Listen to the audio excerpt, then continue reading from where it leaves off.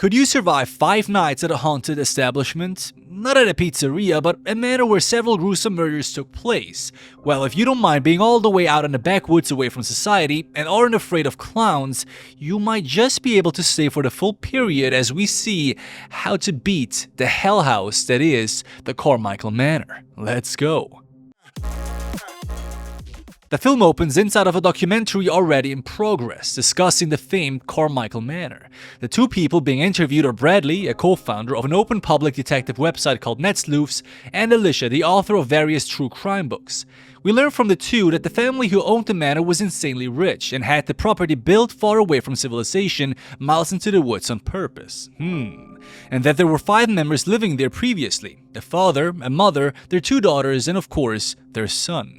One day in 1989, one of the daughters was killed in a traffic collision. Sometime afterwards that same year, the other daughter and the mother are found dead in their beds, and the father and son are missing, never to be seen again. This mysterious situation led to several online conspiracies and personal theory speculations, including that of the house being haunted, enforced by strange happenings over the years since. This rolls nicely into the introduction of our true main characters, Margot and Rebecca, a couple that went to the house for a 5-night stay to record an investigation there. Margot is both a paranormal investigator and true crimes detective as a hobby, so much so that she is the other co-founder of CLOWNS, so you know this is her passion, and Rebecca is simply her partner that goes everywhere with her as the camera woman. Well, I should say was for these statements, as the documentary spoils right here that their bodies were discovered in the mansion. In fact, their recordings are the main subject being discussed in this show right now. Because even with their found footage, no one knows exactly what happened to them during those nights. Therefore, their mysterious happenings have been added to the list of other strange activities surrounding the mansion and are being shared here and now. After getting lost for a bit, since it's such a long drive through the woodland countryside, they eventually make it to the manor. An estate watcher for the family, Donald, is there to greet them. After giving them the tour and letting them know the house is fully stocked on supplies, he informs them that his office is just 15 minutes away and not to hesitate to call if they need anything. That would mean their office is located all the way out in these woods as well if that's the case though, which I can't see being very good for business. Must just be that the Carmichaels pay substantially well, or it's simply a red flag. Shortly after being left alone, Margot was able to get an old storage room open. Inside is a bunch of old fairground supplies, including some fairly creepy clown mannequins. How lovely. Shortly after this, the final member of their team arrives. This is Chase, Margot's brother. Rebecca's not happy about having him here, as apparently he's on medication for some sort of psychosis. However, Margot believes it would be good to allow her to keep an eye on him and that it doesn't hurt to have an extra pair of helping hands around for their investigation. Good points. We now cut to the first night there. Everyone is discussing the murders that took place back in '89. Not much is gleaned from this, though, that we don't already know. The father is suspected to have been the killer since his body was never found. The reason the son isn't suspected despite his body also not being discovered is the fact that there was blood in his bed, and his arm was supposedly still injured from the traffic collision earlier in the year. Nothing else eventful happens that night, that is, until everyone's asleep. Margot is woken up by a strange noise and goes out into the hallway to find Rebecca already out there recording. She apparently heard a strange noise that sounded like a girl singing. They investigate, but the sound is never heard again and nothing comes of this. Guess this place isn't quite so haunted, huh? Or is it? As the following morning, Rebecca is recording herself making the bed. Since Margot pleaded they record everything they do throughout the day, and what she catches on camera is truly horrific. Unbeknownst to her, as Rebecca turns the camera around to talk into the video, the blooded and disfigured corpse of the murdered daughter is seen lying on the bed, as it slowly turns to face the blissfully unaware woman. Alright, this place might just be a little haunted. As Margot and Rebecca head into town because they want to go antiquing, Chase is left all alone with nothing to do but record his daily routine. While doing so, he starts to hear an odd banging sound. He takes his camera with himself to check it out, assuming it to be the girls returning home a bit early, but instead finds one of the red balls that was inside the storage unit lying out in the middle of the hallway. On top of that, he sees something unsettling, the shadow of a figure walking back and forth in the next room. Hoping it's just one of the girls playing a bad prank on him, Chase bravely heads down the hall and faces the room the shadow was coming from. It was the storage unit, with the only shadows being that cast by the clown mannequins. But those of course weren't moving at all, right? Chase now heads downstairs to see if anybody is home when the power goes out. He turns to head back upstairs when the giggling of a young girl gets his attention. Now, if you've played Lethal Company before, you probably know better than to turn and face the ghost girl. But I guess Chase has never played it, as he does just that, and turns to see a hand reaching from around a corner. He calls out to whoever is there and is eventually greeted by a ghostly girlie in a white mask.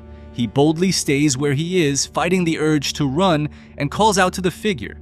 He never gets a response though, and eventually they move back around the corner out of sight. Chase isn't letting her get away that easily though, and rushes into the room to see where she went. Either way, when he arrives, there is no sign of the girl, despite her having no way to actually exit in that short amount of time. Well, it looks like these ghosts are doing much to hide the fact that they are haunting the place. Meanwhile, at the antique shop, Margot and Rebecca are looking at items salvaged from the Abaddon Hotel that burnt down. This isn't explained much in this film, but is likely expanded on more in the other movies from this franchise. But for us, all we need to know is that it was another spooky place that piqued the interest of Margot, hence why she's here. Rebecca recognizes the design of a grandfather clock found at the shop, and knows that this particular version has a secret compartment. Accessing it, they find several notes, pictures, a necklace, and even a film reel inside. Seeing as all these items are not known to the store owner, Margot pockets them for further examination later.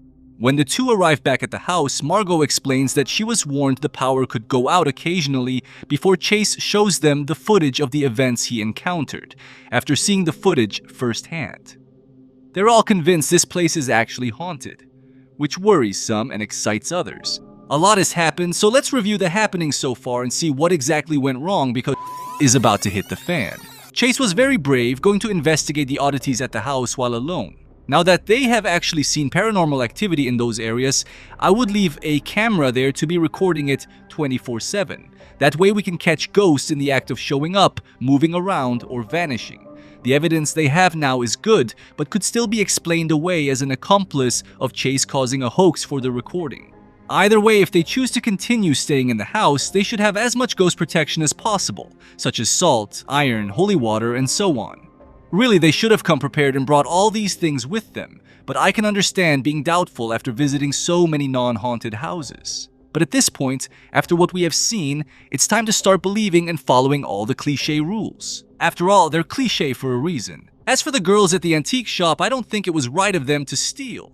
But, as they try to justify it, you can't steal what people don't realize exists. Still, if they had bought the clock legitimately and brought the findings to an expert, it would help back up their claims for the authenticity of it, and could allow them to get expert help solving the murder case sooner. But let's go back and see how the Scooby Gang tries to solve things. The documentary first shows us what was on that film reel they found in the grandfather clock. Margot had it sent off to be examined, but of course it wasn't finalized until after her demise. It's just some home movies from the Carmichael's daughter Catherine. In the footage, we see her sister Margaret play a spooky prank on her by leaning around the corner while wearing a white mask. Guess we now know whose ghost it was in the present day, as she's still up to her old tricks. Back in the present time, as the group is going over their findings from the shop, the power goes out yet again, and they head to the breaker box. Before they even get there though, the problem solves itself and the power comes back. Everything seems fine, but as they go to return to the other room, a single red ball now sits in the hallway they just passed. Spooky, yes, but let's hope that's the worst these ghosts will do, just leaving a ball lying around in hallways. The following day, Rebecca is giving a remote presentation to her boss for her real estate job where they flip old houses. As she screen shares from her laptop, she starts to go through several pictures of a potential house they could be interested in purchasing, when there is suddenly a photo of the Abaddon Hotel in the list that she didn't save. How did that get there? Well, it disappears as she tries to go back to it, so ignoring it and moving on with the slideshow, she keeps flipping through photos until suddenly it shows the interior of the Carmichael Manor. What's even stranger, as Rebecca flips through the photos, they are taken from the perspective of someone walking down the hall and up the stairs. And when they reach the top, they look into Rebecca's room and reveal herself there in the present day sitting at the laptop. She looks over her shoulder and sees nothing, thankfully, but can't help to keep looking through the rest of the photos on file out of curiosity. What she finds next is truly shocking though. A photo of herself sitting at the laptop with a woman standing in the same room just beside her. She timidly looks over in real life and still sees nothing there, but the woman in the photo sees her. This understandably makes Rebecca want to leave the house immediately, and Chase is on board with that idea. Yet somehow, Margot convinces them both to stay just one more night. Wow. That woman must have dumped all of her skill points into charisma for that, because it's definitely not in intelligence. This is a red flag to get out while they still can. That night, they're looking over the photos from the clock when they find one of a carny game from a county fair, a game that has the exact same objects that are currently found in the storage unit of this very manor, including the creepy clown mannequins. Not sure how this picture ended up in a grandfather clock at the Abaddon Hotel, but this is going beyond coincidences. And this newfound connection between the two places has Margot excited. Her jubilance is interrupted by the kitchen bell going off, despite being told that it doesn't work anymore. It's an alarm system for the residents of the manor to ring for service, and according to the list, the button in Patrick's former room is being pressed. They go to investigate and find one of the clown statues in there. Meanwhile, Rebecca, who was waiting downstairs, hears the closet door open. While trying to look inside, a red ball comes rolling on out, and instead of waiting for the others or running away like a sensible person, she enters the closet and finds yet another clown mannequin in there. Alright, yeah, it's time to go now. Instead though, Margot just takes this time to interview Chase about his most recent psychotic episode before coming to this place. Apparently, he was seeing a lost little girl who was asking for help, but she kept vanishing when he tried to assist her. He realized he must have been hallucinating despite being on medication for that particular symptom, but listened to what the ghostly girl had to say anyway, which was to go with Margot. Shortly after that, his sister called and invited him on this adventure. Very interesting, but doesn't exactly explain a lot about what exactly is going on. Synchronicity, I suppose. That night, Margot hears a loud thud outside the room, but chooses not to check it out. Odd seeing this, as everyone so far has rushed to investigate every single other ghostly activity going on. She doesn't even so much as call out to this one though.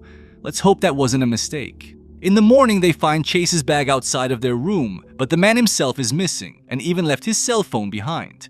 They assume he must have had a psychotic episode and wandered off outside, but the documentary plays for us, the audience, what really went down that night, and it's not anything good. Chase recorded himself waking up in the middle of the night, claiming to have heard knocking on his door several times, but every time he checks it, no one is there. He even captures this exact thing happening on tape, yet every time he just closes the door again and goes back to sleep. Not a great plan. Even later that same night, someone or something has now opened Chase's door and entered the room. Guess it got tired of knocking. He wakes up and is freaked out by what he finds. He turns the camera to reveal to us the final clown mannequin standing in his room. Unlike the previous two, however, this one seems to move whenever he's not looking at it. He tries to bargain with the entity, telling it they're leaving now, and apologizes for being there in the first place. Think it's a bit late for that now, though. Chase grabs his bag and exits the room, but is followed by the clown down the hallway where it eventually grabs him. The camera shuts off and he was never seen again. Bummer, but that's kind of what happens when you ignore red flags. Speaking of which, let's go over those right here. The ghost gave plenty of signs of their presence there, from the balls in the halls to the giggling corner girl to the spooky photo slideshow. All of these hints should have been taken as a warning to get out. But as if all those events weren't enough, when the actual mannequins start showing up in strange places and moving or activating stuff on their own, that means you get out now. That's why, when 2 out of 3 members want to leave, they shouldn't listen to the final person and should just go. The vote should be majority, not unanimous. Worst case, as cold as it is, they could have even just left Margot there if she refused to leave herself. That's kind of on her if she chose to stay. But let's say we're extra brave and want to stay. What could we do? Well, we should be practicing any and all superstitious rituals to prevent ghost activity from getting to us. A simple salt circle around our beds or at our doorways could prevent anything from getting to us. Sure, this is untested outside of media containing ghost lore, but it's better to at least try it than to do nothing. There must be some reason these pieces of advice are given. In addition to these practices, or even alternatively to them, we could go on the offensive and smash or burn the clowns while they're motionless. This could end the haunting immediately and save everyone. do nothing at all to stop them or even piss the spirits off and make things worse. But it's worth a try if we are staying there and don't wish to join them in the afterlife. For Chase's situation specifically, he had plenty of opportunity to ask the girls for help. After his first knock on his door in the night, he should have just gone to the girls to have strength in numbers. Or if he didn't want to leave the little safety his room provided, he could have screamed for them or called them on his phone. Something to get their attention other than a single text we later found out he sent. That's not enough to wake someone during an emergency, especially if their phone is on silent. Once the clown was in the room, we need to get out. It seemed to only move when not looked at, so treat that thing like SCP-173, a weeping angel, or a coil head, and keep staring at it while making our way down the hall backwards. It eventually appears as though it moves regardless of his gaze, however, and if that happens, scream for help, run to get away, or attempt to fight it. If we're lucky, it's just a man in a mask that can be beaten. Otherwise, let's hope that salt or iron really does repel spirits. The next day, Rebecca is trying to get Margot to leave with her, but she refuses to go without her brother. Rebecca smartly points out that if something happened to Chase, not only would he not be coming back, but that something could also happen to them. But Margot points out that this has happened to Chase before and he simply returned. Both sides have valid points, but I would have to agree with Rebecca for safety, who compromises by saying they will wait until 2 p.m. at the latest before she's leaving with or without anyone else. 2,000 years later. It is now 4 p.m. and Rebecca is still trying to convince Margot to leave. So I guess that was a lie, but this is finally enough to move the woman as they head to the car. And of course, in classic horror movie fashion, the car won't start. Margot says their options are to head back into town on foot, which is 12 miles of woods to walk through, or wait here for the night until Donald greets them in the morning. Refusing to stay at the manor another second, the two head into the woods. It's going to be quite a hike, and difficult to make it into town before nightfall, but they should be able to do so if they keep up the pace. Continuing the horror film tropes, their cell phones don't have a signal out here either, so they can't call anyone for help. Fantastic. They walk for a long time and pass by a lot of creepy stuff. Odd things, sure, but nothing too insane to imagine running into in the backwoods. But Rebecca soon sees something that shakes her to her core. Slightly in the distance is a cloaked, robed figure standing there in the middle of the path motionless. Seeing this, the two immediately about face and run for the manor, despite having walked for several hours at this point. As they turn to look back, more figures have appeared and are joining the original one and standing there. They also hear a strange screaming sound that's not quite human, but also not like any animal heard before, and use that as motivation to make it all the way back to the house. After hiding out in their room for a while, Margot gets a text from Chase that simply reads, "Hi." Wait, so is there cell service or not? Either way, his phone was left in his room down the hall, and she takes this as a sign that he's back and rushes to greet him. Rebecca stops her though and says to just text instead. Their conversation includes whoever is using Chase's phone to claim they have friends that want to meet the girls, and Margot foolishly invites them just to find out what they're talking about. Gosh, this woman clearly doesn't have the best survival instincts. As the two wait in dreaded suspense, there is a knock at the door and it suddenly opens to reveal another red clown ball. Yeah, a whole lot of nothing, but still spooky enough to send Rebecca running to the car as Margot soon follows. While sleeping in their vehicle, it suddenly springs to life as the panic system activates. Rebecca takes this opportunity to try and start it, but it still won't activate. And to make things worse, the headlights reveal the hooded figures from before standing there, and that inhuman scream is once again heard. The girls nope out of there and back into the upstairs bedroom. Rebecca is trying to get a signal to call the police when they hear what sounds like Chase calling from his room. Margot goes to investigate as Rebecca's phone gets through. She doesn't get to say much though before it cuts out again, and a woman now appears on the bed and jump scares the camera, ending Rebecca 5 Nights at Freddy's style. Margot makes it to Chase's room and he's actually there. But he's seen better days, literally, as his eyes are now missing and pour out liquid crimson. She assumes he's dead when he might actually still be alive considering he just called out to them as she runs back down the hall. She's confronted, however, by the clown again, who walks straight for her. Guest staring really doesn't stop him. She flees to the end of the hall, where instead of even trying to fight back, huddles in fear as the clown man takes her. Unfortunate. Could they have done anything else? Probably.